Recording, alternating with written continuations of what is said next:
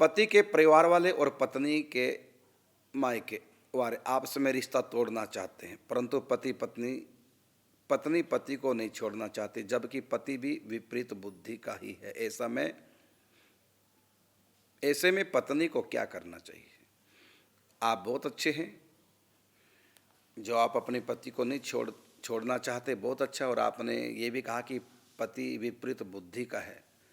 तो एक बात मैं कहना चाहूँगा कि आपके मायके वाले क्यों तोड़ना चाहता है संबंध? इसका मतलब आपने अपने ससुराल वालों की, अपने पति की इतनी बुराइयां कर दी, अपने मायके में जाके इतनी बुराइयां कर दी, इतनी बुराइयां कर दी कि आपके मायके वालों को आपके ससुराल वालों से नफरत हो गई है, इसलिए वो रिश्ता तोड़ना चाहते हैं। इसमें कमी आपकी है, आपके मायके वालों की नहीं।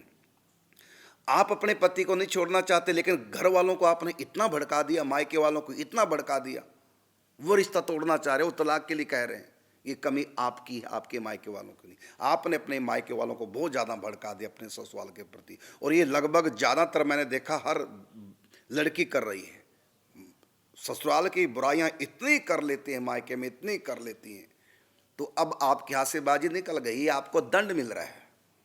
आपके मायके वाले, कौन अपनी बेटी का घर बर्बाद करना चाहेगा? कौन चाहेगा कि हम रखना नहीं चाहते? लड़की वाले कैसे कह देंगे ऐसे?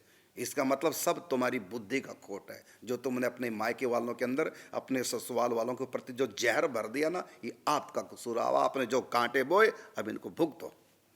लेकिन फिर भी एक बात आप में अच्छी है, वो ये कि आप अपने पति को छोड़ना नहीं चाहती, चाहे वो विपरीत बुद्धि का ही है। ये बात आपकी अच्छी है, और मैं यही कहूँगा, आप अपने मायके वालों की परवाह मत कीजिए और आप रिश्ता निभाइए पति के साथ। और जो आपने गलतियां की, जिसके कारण से ये बैर विरोध हुआ, वो गलतियां छोड़िए, क्षमा मांगिए, और सबसे सास ससुर से प्रेम कीजिए, पति से प्रेम कीजिए। कोई भी अपनी बेटी का घर बर्बाद नहीं करना चाहता, और कोई भी घर वाले अपने बेटे का घर कोई बर्बाद नहीं करना चाहता। कमियां सब आपकी हैं या आपके पति की हैं, जो यहाँ तक बात आ गई है। आपकी बात में आपसे निपटनी चाहिए, लेकिन इतना अपने मायके वालों को भड़का दिया। और ये मैं बहुत देख रहा हूँ ऐसा, लड़कियां बढ़ा चढ़ा के कहती हैं अपने माता पिता की सहानुभूति लेने के लिए, और उसका अंत में बुरा परिणाम निकलता है। तो आपने जो कहा कि मेरे मायके वाले या मेरे ससुराल वाले दोनों परस्पर आपस में रखना चाहते, मेरे मायके वाले रखना नहीं चाहते, तो इसमें खोट मुझको आपका दिखाई दे रहा है, जो आपने इतनी बुराइयां कर दी मायके में। नहीं तो कौन मायके वाला अपनी बेटी का घर बर्बाद करना चाहेगा? इसका मतलब आपने जहर भर दिया अपने ससुराल वालों के प्रति, अपने मायके वालों को, तभी वो छोड़ना चाह रहे हैं, तभी वो तुमको कहते हैं कि तलाक ले, छोड़ो, आ जा, हम तुम्हारा दूसरा विवाह कर दें, ये कहते हैं, और क्या करेंगे। लेकिन मैं यही कहूँगा कि जो हुआ सो हुआ, तुमसे गलतियाँ, अब आप अपने घर को बसा लो, छोटे बन के रहो, शांत बन के रहो, क्षमा करो, सहन करो, और अपना कर्तव्य निभाओ। पत्नी होने का कर्तव्य निभाओ, बहू बनने का कर्तव्य निभाओ, अपने ससुराल वालों की सेवा करो और सबको रिझा लो। तो कमी मुझको आप में ही दिखाई दे रही है, इसलिए आप अपने आप को परिवर्तन करो। बाकी रही बात पति विपरीत बुद्धि का, आपने कहा, ये भी आपका ही पूर्व जन्म का दोष है। आपने अपने पति के साथ पूर्व जन्म में अच्छा व्यवहार नहीं किया, पूर्व जन्म में आप विपरीत बुद्धि की पत्नी बन के रही हैं, इसलिए इस जन्म में आपको विपरीत बुद्धि का पति मिल गया है। ये आपके कर्मों का फल है, बस आप भोगना पड़ेगा बस। इसलिए मैं यही कहूँगा कि आप चाहें तो आपके हाथ में है, बाजी हारी जीत सकते हैं, अपने पति से प्रेम का व्यवहार करके, विनम्रता का व्यवहार करके, और अपने सास ससुर की सेवा करके, क्षमा मांगकर, और एक नए ढंग से जीवन जियो, और अपने मायके वालों कह दो कि अब सब ठीक हो गया। ये आपके हाथ में, और चाहे तो घर उजाड़ लो, आपके हाथ में। और फिर अगला पति मिलेगा, कैसा मिलेगा? और फिर अगले को हम पति नहीं मानते। कन्यादान एक बार होता, दो बार हमारे शास्त्रों में नहीं लिखा गया। कन्यादान आगे दोबारा कैसे कर देंगे?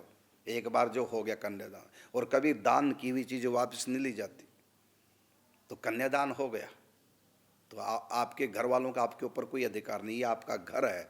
अब जो भी आपके भाग्य के अनुसार आपको सास ससुर पति जो भी मिला, आपके कर्मों के अनुसार मिला है, आप निभाइए, और गलती से भी तलाक की बात नहीं सोचिए। मैं कभी नहीं कहूँगा, कितना भी राक्षस भी पति क्यों ना हो, तब भी तलाक की बात मैं कभी नहीं कहूँगा। हमारे शास्त्र इसके लिए मना करते हैं, बहुत बड़ा पाप है। भला या बुरा जैसा भी है, मेरा पति मेरा देवता है, और पति को भी चाहिए, भली या बुरी जैसी भी है, मेरी पत्नी मेरी पत्नी है, मेरे घर की इज्जत है। और इसी प्रकार सास ससुर को भी चाहिए, अच्छी बुरी जो भी मिल गई तुम्हारे भाग्य में बहू, जो इंक्वायरियाँ करनी पहले कर लो, शादी से पहले इंक्वायरियाँ, लेकिन जब घर में आ गई है वो घर की इज्जत है, और जैसे भी तुम्हारे घर में बहू आ गई है उसको स्वीकार करो। और बुरा वास्तव में कोई नहीं, यदि हम प्रेम के द्वारा, सद्भावना के द्वारा, सद्विचारों के द्वारा, क्षमा के द्वारा, सहन शक्ति के द्वारा और बड़ी समझ बूझ से काम लें तो सब कुछ अच्छा हो सकता है। थोड़ा झुकना पड़ता है और थोड़ा मन को मारना पड़ता है। मन मर्जी करने वाली लड़कियों के घर कभी बसते नहीं, मन मर्जी करने वाले लड़के का कभी घर नहीं बसता, मन मर्जी करने वाली सास कभी अपने बेटे का घर नहीं बसा पाएगी, मन मर्जी करने वाला ससुर कभी अपने घर को बना के नहीं रख सकता। जब समाज में रहना, परिवार में रहना तो बहुत कुछ जगह मन मारना पड़ता है, मन मर्जी करना छोड़ो। आपने बहुत मन मर्जी कर ली, अब ना करो, अब क्षमा मांगो, प्रेम करो, सहन करो। देखो आप अपने सास ससुर के साथ ढंग से पेश आओ, क्षमा मांगो, सॉरी फील करो और फिर आप इनमें रहो। बाकी मायके वाले यदि आपसे बिगड़ जाएं, भले मायके वाले बिगड़ जाएं, ससुराल नहीं बिगड़ना चाहिए। मायके वालों से टूटे भले तोड़ दो, लेकिन पति और अपने सास ससुर का साथ मत छोड़ो और विनम्र बन के रहो। ये मैं कहना चाहता हूँ।